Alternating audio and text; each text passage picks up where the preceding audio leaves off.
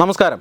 സംസ്ഥാനത്തിൻ്റെ സാമ്പത്തിക പ്രതിസന്ധിയെല്ലാം മാറിയെന്നും കേന്ദ്രം സാമ്പത്തികമായി കേരളത്തിന് ഉപരോധം ഏർപ്പെടുത്തുകയാണെങ്കിലും ആ പ്രതിസന്ധിയെല്ലാം ബദൽ മാർഗങ്ങളിലൂടെ അതിജീവിച്ചുകൊണ്ട് കേരളം പുതിയൊരു സാമ്പത്തിക നിലയിലേക്ക്, മെച്ചപ്പെട്ട സാമ്പത്തിക നിലയിലേക്ക് വരികയാണ് എന്നുമാണ് ബഡ്ജറ്റിൻ്റെ ആമുഖമായി, അതായത് ഏറ്റവും ഒടുവിലായി 2025-26 വർഷത്തിലേക്കുള്ള ബഡ്ജറ്റ് പ്രഖ്യാപനം നടത്തുമ്പോൾ അതിൻ്റെ ആമുഖത്തിൽ കേരളത്തിലെ ധനമന്ത്രി പറഞ്ഞത്.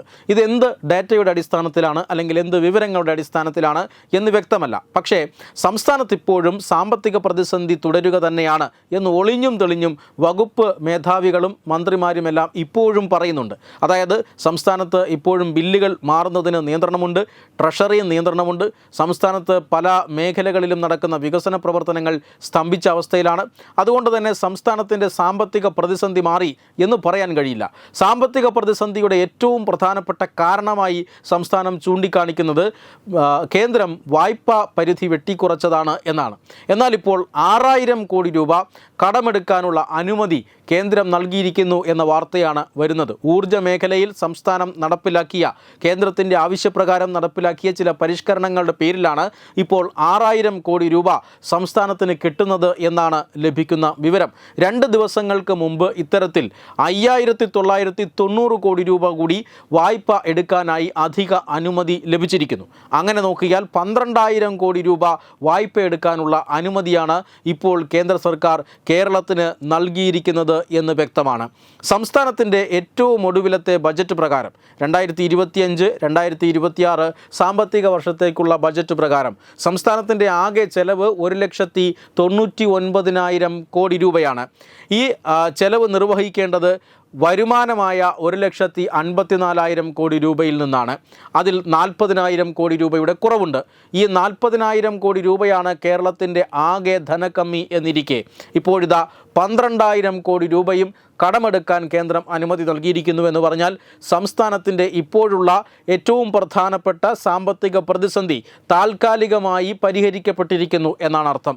സംസ്ഥാനത്തിന് ആവശ്യമുള്ള അത്രയും തുക, അതായത് ഏതാണ്ട് 12,000 കോടി രൂപയാണ് ഇപ്പോൾ വായ്പ എടുക്കാനായി കേന്ദ്ര അനുമതി നൽകിയിരിക്കുന്നത്. പ്രതിസന്ധിയിൽ പെടേണ്ട ആവശ്യമില്ല.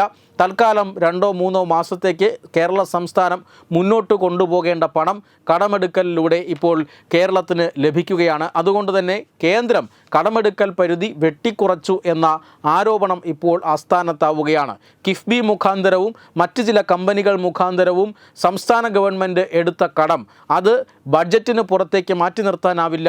ഇന്ത്യൻ ഭരണഘടന പ്രകാരം അത് സംസ്ഥാനത്തിൻ്റെ തന്നെ കടമെടുപ്പാണ് എന്ന് പരിഗണിച്ചുകൊണ്ടാണ് കേന്ദ്രം കടമെടുപ്പ് പരിധി വെട്ടിക്കുറച്ചത്. അത് തീർച്ചയായും ന്യായമായിരുന്നു, ഇന്ത്യയിലെ നിയമങ്ങൾക്ക് അനുസൃതവുമാണ്. സംസ്ഥാനങ്ങൾക്ക് അങ്ങനെ ഇഷ്ടം പോലെ കടമെടുക്കാനുള്ള അനുമതി നൽകുക എന്നത് പറയുന്നത് പ്രായോഗികമല്ല.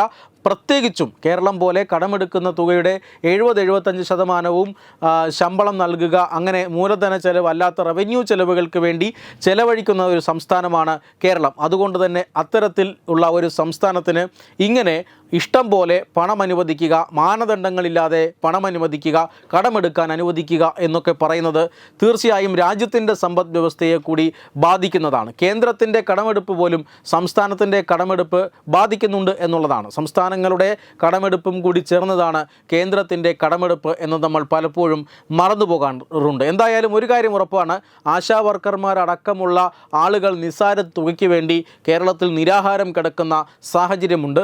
നിരവധി കരാറുകാർക്ക് കുടിശ്ശികയുണ്ട്. നെൽകർഷകർ അടക്കമുള്ള കർഷകർക്ക് ഈ കുടിശ്ശിക തീർത്ത് കിട്ടാനുണ്ട്. പക്ഷേ ഈ കുടിശ്ശികയൊക്കെ തീർത്തു കൊടുക്കുന്നതിനാണോ കേരളത്തിൻ്റെ ഇപ്പോഴത്തെ മുൻഗണന എന്നത് മാത്രമാണ് വ്യക്തമല്ലാത്തത്. ഒരു സുതാര്യതയുള്ള സർക്കാർ എന്ന നിലയിൽ തങ്ങൾ കടമെടുക്കാൻ പോകുന്ന തുക എന്തിനൊക്കെ വിനിയോഗിക്കുന്നു എന്ന് ജനങ്ങളെ അറിയിക്കാൻ ബാധ്യസ്ഥരാണ്. അല്ലാത്ത പക്ഷം വീണ്ടും 2-3 മാസം കഴിയുമ്പോൾ കടമെടുക്കാൻ അനുമതി വേണം എന്നാവശ്യപ്പെട്ടുകൊണ്ട് വീണ്ടും കേന്ദ്ര സർക്കാരിനെ സമീപിക്കേണ്ട സാഹചര്യമാണ്. Web desk Tathwamayi news. Branding partner Edubix online executive education. Focus physiotherapy centre Pattom. Unnat engineering Gujarat.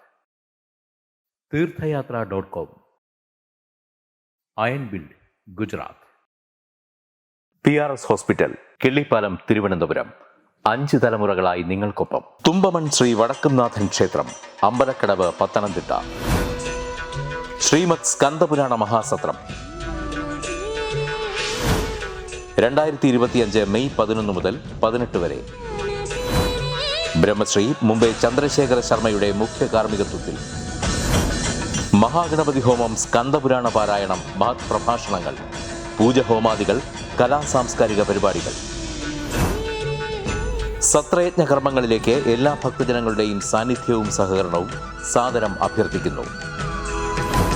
മഹാസത്രവേദിയിൽ May 18 Palani അരുൾമിക Dandayudhapani സ്വാമി ദേവസ്ഥാന അർച്ചക സ്ഥാനികർ ശ്രീസെൽവ സുബ്രഹ്മണ്യ ശിവശാരിയാരുടെ മുഖ്യ കാർമ്മികത്വത്തിൽ നടക്കുന്ന അതിശ്രേഷ്ഠവും സർവൈശ്വര്യദായകവുമായ സ്കന്ദഹോമം.